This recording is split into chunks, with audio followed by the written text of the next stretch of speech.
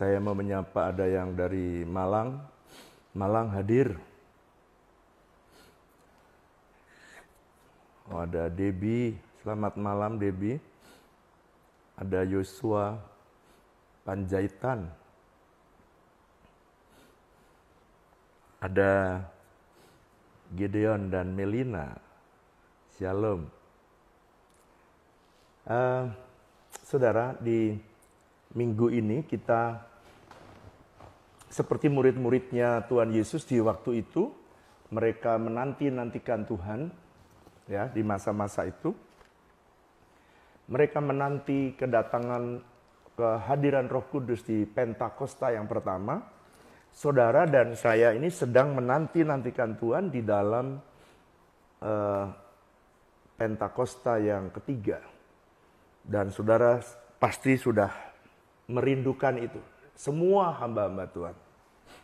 Nah, hari ini saya ingin menyampaikan, mari buka bersama dengan saya nanti hari Senin dan hari Kamis ya. Karena Selasa saya pemuridan, Rabu ada acara bertemu, Kamis kita kembali lagi, Jumat acara Kersel, lalu kemudian doa fajar hari Sabtu ya, kita ketemu lagi. Apakah suara saya bisa cukup jelas di saudara? Kalau jelas saya baru akan khotbah nih. Apakah suara saya cukup jelas di rumah-rumah saudara semua?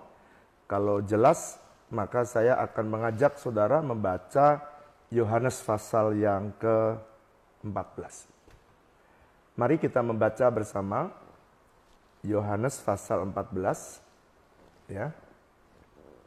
Ayat yang ke-15. Nanti pelan-pelan saya mau ajak saudara membaca Yohanes pasal 14 ayat yang ke-15 sampai ayat yang ke-21. Tapi pelan-pelan ya. Yang pertama, ayat yang ke-15. Suara saya cukup jelas ya sampai di tempatmu ya? Jelas. Oke. Jikalau kamu janji Yesus tentang penghibur, ya penghibur yakni Roh Kudus. Jikalau kamu mengasihi aku, kamu akan menuruti segala perintahku. Jadi saya ulang-ulang kemarin di dalam khotbah hari Minggu, ada orang benar adalah orang yang melakukan atau hidup sesuai dengan prinsip firman.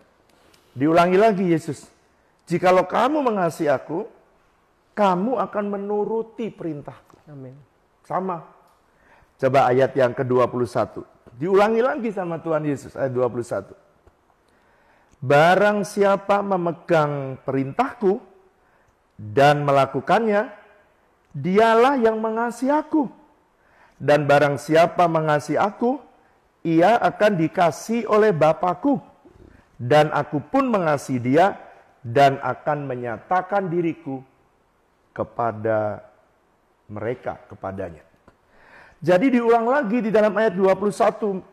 Orang-orang yang ternyata menanti-nantikan Tuhan dan akan dilawat oleh Tuhan, itu ternyata adalah orang-orang yang menanti, yang memegang firman-Nya, percaya dengan firman-Nya, dan melakukannya lagi.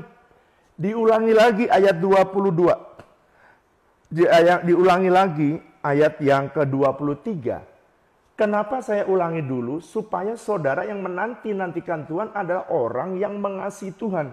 Kalau kita mengasihi Tuhan, menanti-nantikan Tuhan, menantikan lawatan Tuhan, ternyata adalah orang yang memegang firman Tuhan dan melakukannya. Ayat 23, diulangi lagi. Jawab Yesus, jikalau seorang mengasihi aku, ia akan menuruti firman-Ku, dan Bapa-Ku akan mengasihi dia, dan kami, Bapa dan Tuhan Yesus, akan datang kepadanya dan akan bersama-sama dengan dia. Jadi ternyata orang-orang yang mengalami lawatan Tuhan, kalau zaman dahulu mereka naik di loteng 120 orang, itu yang dilawat lebih dahulu mereka, yaitu mereka yang menjadi murid Yesus, yaitu orang yang mendengar firman-Nya dan mereka melakukannya dengan setia. Itulah orang yang mengasihi Tuhan. Nah, saya berdoa supaya saudara yang mendengar firman ini adalah orang yang mengasihi Tuhan. orang yang memegang firman-Nya dan orang yang melakukannya. Itulah kandidat pertama yang pada waktu Roh Kudus dicurahkan besar-besaran, Anda prioritas pertama yang akan mengalami lawatan. Amin. Wow. Amin. Nah sekarang, saya ingin menyampaikan kepada saudara di masa-masa pandemi ini, sambil saudara menantikan, saya ingin menyampaikan ada beberapa penjelasan daripada Tuhan Yesus atau pengajaran Tuhan Yesus tentang pribadi yang akan datang yang namanya Roh Kudus. Di doa fajar saya mengajari saudara lebih akrab ya. Nah sekarang saya ingin mengajari saudara hari ini dari firman ini. Apa yang Yesus cerita sebelum dia pergi meninggalkan murid-muridnya, dia udah cerita bahwa aku akan minta supaya penghibur datang. Ayat 16, yang pertama, ini yang dijelaskan oleh Tuhan Yesus. Siapa sih Roh Kudus itu dan apa sih perannya di dalam hidup kita. Ayat yang ke-16.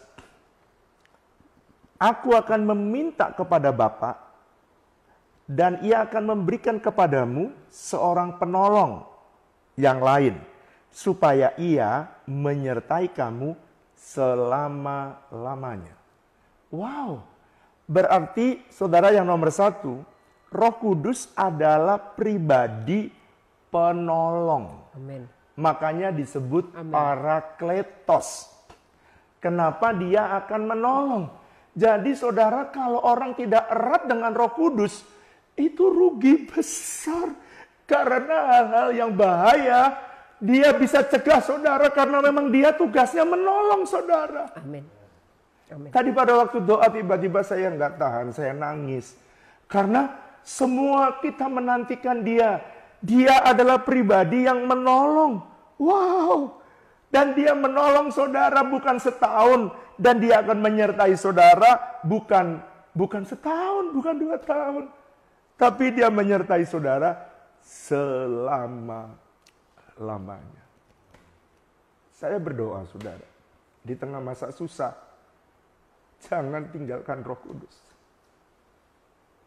Sebab dia yang bisa menolong saudara. Gembalamu ini terbatas. Amin. Saya sangat terbatas sekali. Tetapi kalau kau erat, kau dekat dengan Roh Kudus, dia pasti akan bisa menolong saudara. Amin. Saya tidak tahu. Mari angkat tanganmu. Kau bilang, datanglah. Datanglah sekarang, penuhi kami dengan kuasa-Mu. Tuhan datangi satu-satu. Urapi satu-satu. Sekarang ini dengan api Roh. Sekali lagi sambil angkat tanganmu, datanglah Roh Kudus. Datanglah sekarang, Penuhi anak-anak-Mu. Kami dengan kuasa-Mu. Urapi kami sekarang ini dengan api Roh-Mu. Sambil tetap angkat tangan berkatakan, Roh Kudus, penuhi aku Tuhan. Penuhi, penuhi aku. Minta ini hamba-Mu, penuhi aku, penuhi kami Tuhan. Penuhi.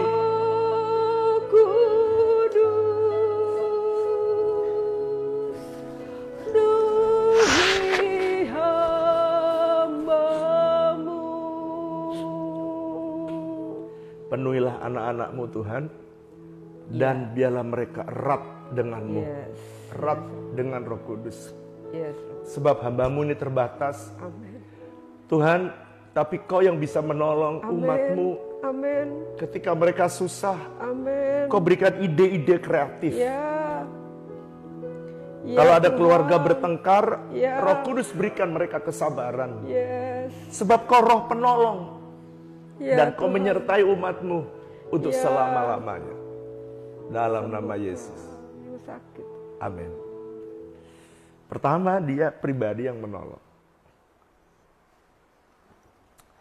Jadi kalau orang tidak dekat dengan Roh Kudus, wah rugi sekali. Saya sih terus terang tidak mungkin kuat menggembalakan. Karena nggak ngerti apa yang harus dilakukan. Kalau tidak ada Roh Kudus yang menolong kita, nggak mungkin kita bisa jalan. Amin. Saudara bayangkan ada pendeta 100 jemaatnya saja datang sama saya, dia stres. Anda bisa bayangkan nggak? 100 saja stres. Ini ribuan, puluhan ribu. Kalau bukan Roh Kudus yang nolong, nggak mungkin. Jadi saudara datang kepada Tuhan. Dan Roh Kudus akan menolong saudara. Wow. Berapa lama Pak Roh Kudus menolong? Selama-lamanya. Amin. Selama saudara hidup, dia sanggup menolong saudara. Amin. Yang kedua, apa yang dikatakan Yesus tentang dia yang kita nanti-nantikan? Ayat yang ke-17. Roh Kudus bilang, Tuhan Yesus bilang gini, ayat 17, yaitu roh kebenaran. Jadi Roh Kudus itu disebut juga roh kebenaran. Makanya kalau saudara pengen dibimbing oleh Roh Kudus, saudara harus hidup dalam kebenaran. Ya. Saudara harus hidup dalam kekudusan, tidak ada cara lain. Namanya juga Roh Kudus. Roh Kudus tidak mungkin tinggal di dalam rumah yang kudisan. Harus yang kudus. Roh kebenaran. Dunia tidak dapat menerima dia. Makanya dunia nggak bisa dengar suara Roh Kudus. Saudara bisa. Amin. Dunia tidak bisa menerima pesan Roh Kudus. Saudara bisa. Dunia tidak menerima dia dan dunia tidak melihat dia. Tetapi kamu, kata Tuhan, kamu mengenal dia. Sebab dia menyertai kamu dan akan diam di dalam kamu. Wow. Hebat. Yang pertama tadi, jadi penolong. Yang kedua, ayat 18. Aku tidak akan meninggalkan kamu seperti yatim piatu. Aku akan datang kembali. Yang kedua, Roh Kudus ini bukan disebut hanya roh penolong, tapi juga disebut roh kebenaran. Amin. Wow. Roh kebenaran artinya dia mau memastikan saudara hidup dalam kebenaran. Amin. Supaya ketika saudara melenceng ke kanan, Roh Kudus langsung ingatkan. Itu sebabnya saya ajari saudara di doa fajar. Saudara yang pengen lanjutkan 9 cara Roh Kudus membimbing kita, lewat hati nurani saja kita udah langsung tahu, salah nih, aduh nggak bener nih hidup kita. Dia menolong saudara sebab dia Alkitab dia akan menyertai saudara dan diam di dalam saudara. Itu yang kedua yang dibilang, pertama penolong, dua, dia akan membimbing saudara di dalam kebenaran. Dan dia akan menyertai saudara sehingga saudara tidak perlu jadi yatim piatu. Ya. Wow.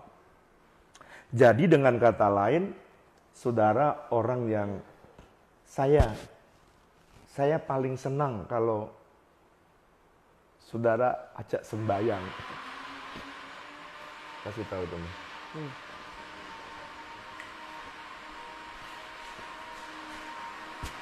Saudara, sorry ada gangguan.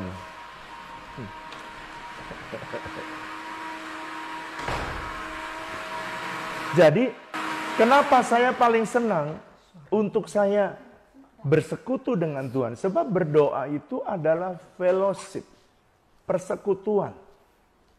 Jadi kalau saudara sedang berdoa, sebenarnya ada satu kenikmatan perjumpaan kita dengan Tuhan. So that's why, kadang-kadang di tengah doa, saya kadang-kadang nggak tahan, saya menangis. Tengah khotbah, kadang-kadang suka menangis. Saya nggak mau jaim. Saya nggak mau jaim di depan jemaat lalu jaim gitu. Saya nggak mau. Saya mau hidup normal aja. Kadang-kadang di kamar sendiri, saya lagi pegang gitar, baru metik gitar, nyanyi aja belum. Tiba-tiba Saya ditegur oleh Tuhan. Tiba-tiba nangis meneteskan air mata. Kenapa? Karena Roh Kudus memang tugas utamanya membawa saudara di hari-hari seperti ini. Tidak ada yang merasa lonely. Tidak ada yang merasa sendiri. Tidak ada yang merasa yatim piatu.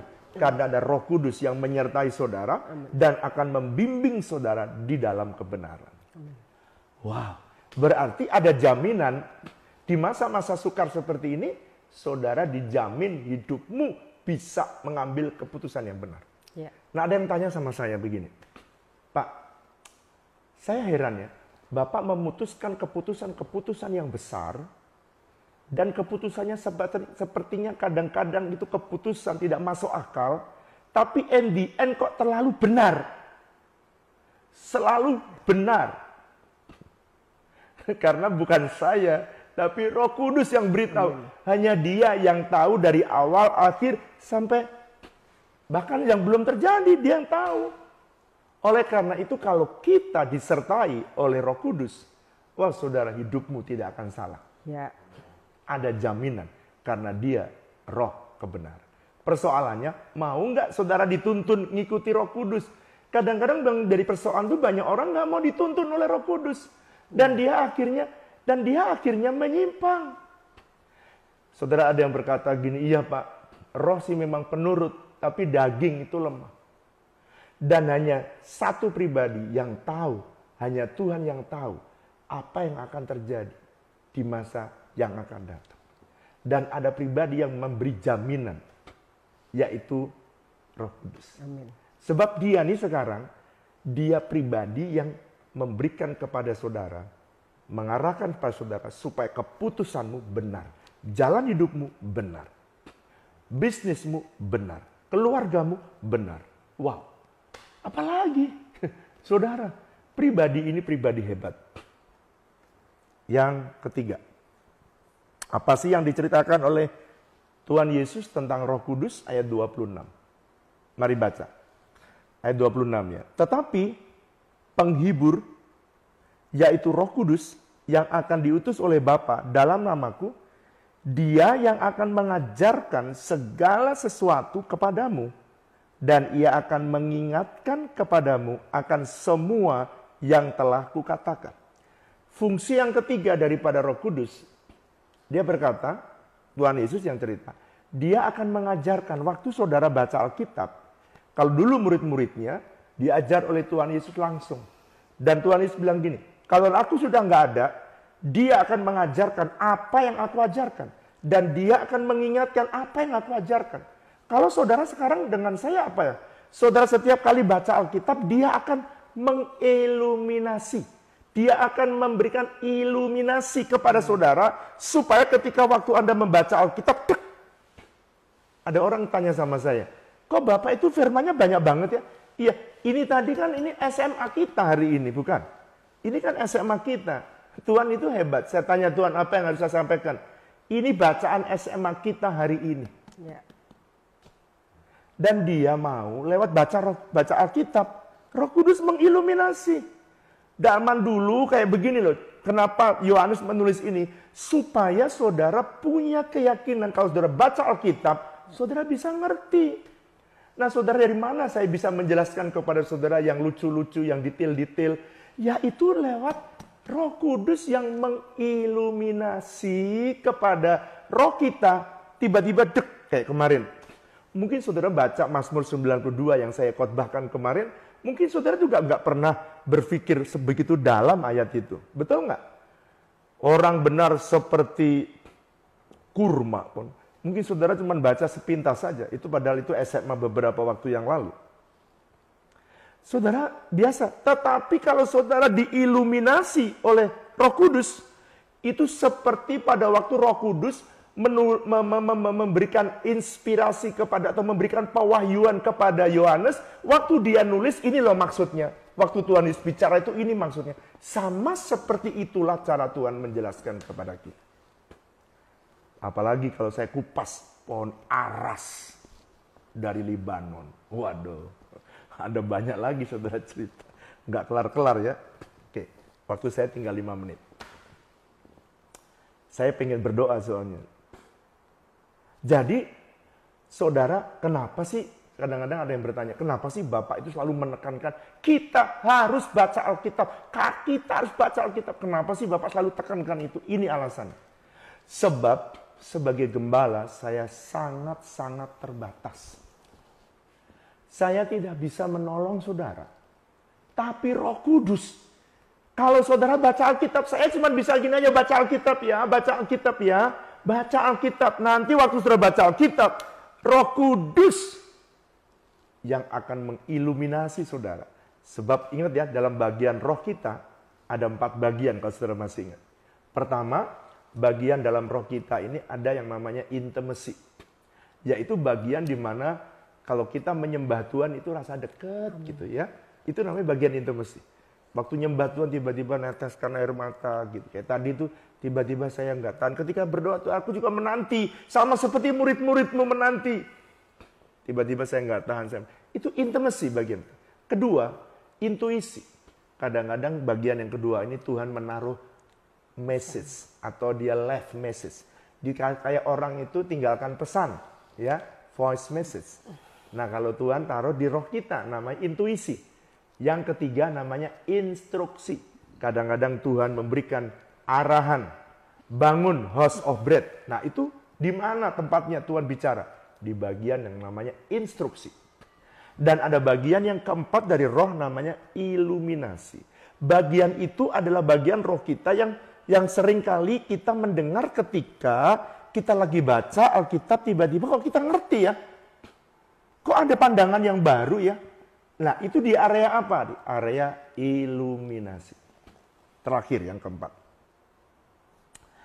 Ayat 27. Damai sejahtera ku tinggalkan bagimu, damai sejahtera ku berikan kepadamu, dan apa yang kuberikan tidak seperti yang diberikan oleh dunia kepadamu. Janganlah gelisah dan gentar hatimu. Yang keempat, Tuhan Yesus menjelaskan nanti Roh Kudus ini yang datang ini, dia akan menjadi penghibur kamu. Oke, penghibur sehingga dia bisa memberikan damai sejahtera. Dan kalau dia memberikan damai sejahtera sehingga saudara tidak perlu gelisah, tidak perlu khawatir, tidak perlu gentar.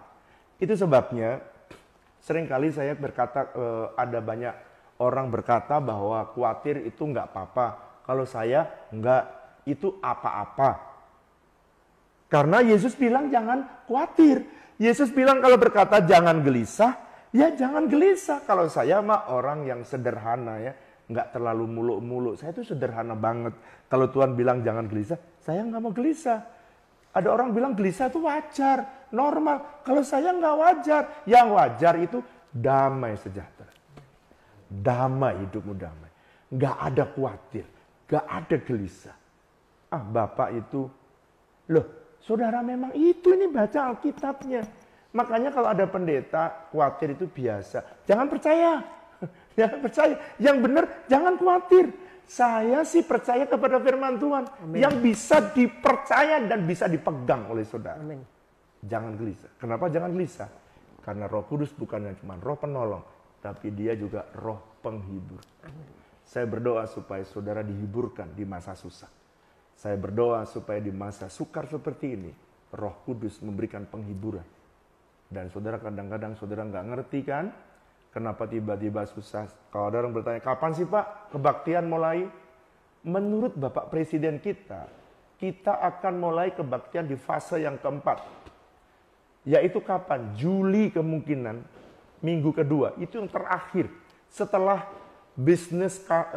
bisnis dibuka, pabrik dibuka, bulan Juni, terus kemudian nanti dilonggarkan lagi, penerbangan dibuka, semua lagi, kemudian kita terakhir kita tuh sekolah baru dibuka, setelah sekolah buka baru kita kebaktian boleh. So, kita mesti mempersiapkan diri. Itu pun kalau kita, ya Indonesia udah mulai turun. Saudara sekarang Indonesia belum turun sama sekali. Dan kita mesti belajar berdamai dengan COVID. Oleh karena itu saudara perlu beriman. Saudara perlu belajar erat dengan Roh Kudus. Kalau saudara dekat dengan Roh Kudus, nggak mungkin gelisah, nggak mungkin khawatir. Percayalah, percayalah. Saya berani, enggak gitu amat. Percaya, enggak gitu amat. Kalau Roh Kudus itu ada dalam hidupmu itu nggak bisa khawatir. Nggak bisa khawatir sama iman jalan sama-sama, nggak bisa. Never. Nggak mungkin terjadi. Sehingga Roh Kudus akan menghibur saudara. Saya mau berdoa, saudara mengakhiri. Saya mau berdoa. Berapa banyak Bu yang pengen didoakan? Saya berdoa dulu ya, saya berdoa. Nanti Ibu Flora akan berdoa. Ada banyak pokok-pokok doa yang disampaikan dan nanti Bu Flora akan berdoa dan saya akan berdoa terakhir. Ya. Silakan Bu Flora. Mari kita berdoa bersama-sama buat ini masa-masa anak-anak masuk sekolah. Kita akan berdoa buat mereka yang ingin masuk university, masuk SMA, SMP supaya tepat pada sekolah yang Tuhan pilihkan buat mereka dan tersedia dana. Kita juga berdoa buat yang sakit. Kita berdoa juga buat bangsa dan negara ini. Kita berdoa juga buat hubungan keluarga yang pulih. Ya, mari kita sama-sama berdoa. Bapa, malam ini kami datang kepadamu dengan segenap hati kami ya Tuhan. Kami mau berdoa buat Daniel Adijaya, kami berdoa buat Daniel Haryanto, kami berdoa buat Kila yang akan masuk sekolah university Tuhan. Berikan mereka bisa masuk university yang terbaik yang Tuhan sediakan. Mengenapi rencanamu Tuhan. Kami minta perguruan tinggi negeri buat setiap mereka Tuhan. Kami berdoa buat mereka yang akan masuk SMA, akan masuk SMP Tuhan. Mereka akan masuk sekolah. Tuhan kami berdoa Tuhan. Berkati orang tua mereka untuk bisa menyekolahkan anak-anaknya di sekolah yang terbaik. Ajari kami percaya kepadamu dan mengandalkan Engkau ya Tuhan. Kami berdoa Tuhan, persiapkan setiap keluarga demi keluarga. Kami juga berdoa, malam ini kami bawa bangsa dan negara kami ya Tuhan. Kami berdoa supaya pandemi ini boleh segera berakhir Tuhan. Amen. Kami berdoa supaya melalui pandemi ini kami belajar Tuhan untuk setiap yang menjaga kesehatan dan daya tahan tubuh kami. Kami berdoa berkati pemerintah dan bangsa kami. Kami berdoa berkati setiap warga negara yang ada Tuhan. Supaya pandemi ini boleh segera berakhir. Jumlah yang terpapar akan jauh turun Tuhan. Kesembuhan akan terus mengalir dengan berlimpah-limpah. Kami juga berdoa buat istri dari Pak Tirta yang sakit. Tuhan Engkau jamah dan sembuhkan. Kami berdoa buat Pak Bakara Tuhan yang mengalami rasa gangguan panas. Kami berdoa Engkau jamah dan sembuhkan. Kami berdoa Tuhan buat setiap keluarga demi keluarga. Hubungan orang tua dengan anak. Engkau memulihkan Tuhan. Supaya setiap keluarga mengalami pemulihan Tuhan. Aku berdoa buat anak-anakmu Tuhan. Kami berdoa buat Bu Bella Tuhan. Kami berdoa Engkau memberikan keturunan ilahi buat setiap keluarga yang membutuhkan. Engkau memberikan Tuhan keturunan ilahi buat setiap keluarga-keluarga yang belum punya anak. Kami berdoa biar Engkau berikan pada waktu yang tepat. Kami percaya Tuhan buah kandungan Engkau berikan. Kami juga berdoa buat bisnis anak-anakmu Tuhan. Baik yang membangun bisnis yang baru Tuhan. Kami berdoa Engkau memberkati setiap usaha baru. Kami serahkan dalam tangan-Mu. Ketika kami berusaha, kami mau berjalan bersama-sama dengan Tuhan. Kami juga berdoa untuk anak-anak yang Pak Aksta yang ingin menjual rumahnya. Kami berdoa Kau buat berhasil dalam setiap penjualannya. Terima kasih Tuhan, Kau berikan pembeli yang terbaik. Jauhkan anak-anakmu daripada setiap usaha penipuan, sehingga mereka mengalami damai sejahtera yang berlimpah-limpah daripada-Mu. Terima kasih Tuhan, terima kasih. Terima kasih Tuhan. Kami serahkan semua ke dalam tangan-Mu dalam nama Yesus. Sekarang saudara arahkan tangan saudara di layar HP saudara. Biar kontak. Sekalipun tangan saya tidak menyentuh saudara, tapi saudara sambil nyanyikan ini. Bagi Tuhan tak ada yang mustahil. Nyanyikan, deklarasikan dengan iman. Bagi Tuhan tak ada yang tak mungkin. Mujizatnya disediakan bagiku. Ku diangkat dan dipulihkannya. Tuhan lihat tangan-tangan yang diarahkan di layar Hari ini kuasa yang sama mengalir dalam hidup mereka. Roh Kudus jamah dia, jamah mereka satu persatu. Yang sakit aku minta jamah alirkan kuasa kesembuhan dalam nama Yesus. Tuhan yang memerlukan mujizat dari ini waktunya. Engkau Allah Roh Kudus. Engkau bisa memberikan ide-ide yang baru. Kreativitas turun dalam nama Yesus. Amin. Yang sakit engkau sembuhkan. Amin. Dan yang sakit COVID dalam nama Yesus, kami hardik sakit COVID dalam nama Yesus. Dan hari ini aku minta Tuhan, kuasa yang sama turun atas anak-anak-Mu. Dan aku berdoa dalam nama Tuhan Yesus. Yang khawatir, yang mereka yang khawatir Tuhan, yang mereka mengalami kelemahan, aku berdoa dalam nama Yesus. Tuhan, Kau membuat mereka berani kuat karena Roh Kudus adalah Roh penghibur. Jamah mereka. Keluarga-keluarga yang belum membangun mezbah. Aku berdoa supaya para suami bisa membangun mezbah. Dan ketika mereka membangun mezbah, mereka jadi imam. Dan akan ada tunjangan sorga. Ada protection yang datang dari sorga. Tuhan, aku lepaskan hari ini dalam nama Yesus. Semua umat-Mu yang membangun mezbah dan mereka mau menjadi imam di hadapan Tuhan, maka hari ini aku deklarasikan mereka akan beroleh tunjangan di masa kering. Mereka beroleh protection di masa sukar. Mereka diproteksi dari COVID-19 dan mereka dijagai oleh Tuhan dan mereka diberkati oleh Tuhan. Mereka menerima tunjangan yang datang dari surga. Terima kasih Tuhan. Sekarang tiba waktunya kami mau menerima berkat-Mu. Mari angkat dua tangan-Mu. Angkat dua tangan-Mu. Percayalah sesuai dengan janji firman-Nya. Jangan lihat keadaan. Percaya dengan janji firman. Angkat tangan-Mu. Diberkatilah hidup-Mu. Amin. Dibukanya jalan-Mu. Amin. Aku berdoa supaya diberikan ide-ide yang kreatif kepadamu. Ada ide bisnis yang baru. Ada ide pelayanan yang baru. Amin. Ada ide-ide kreatif yang baru yang Tuhan berikan. Jamah dalam nama Yesus. Dan saat ini Tuhan, biarlah berkat yang terbaik dari Allah Bapa, kasih dan cinta dari Tuhan Yesus, persekutuan yang manis dengan Allah Roh Kudus, kiranya menyertai saudara sekalian mulai hari ini bahkan sampai selama-lamanya. Yang percaya sama-sama katakan amin. Nah, saudara yang punya pokok-pokok doa, saudara bisa, kecuali di sini, saudara juga bisa di hotline kita.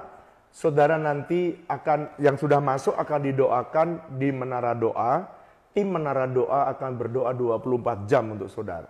Sehingga saudara yang sudah menulis di dalam IG Live hari ini, saudara akan dicatat oleh tim Menara Doa kita. Dan saudara nanti akan didoakan oleh tim Menara Doa kita, ya.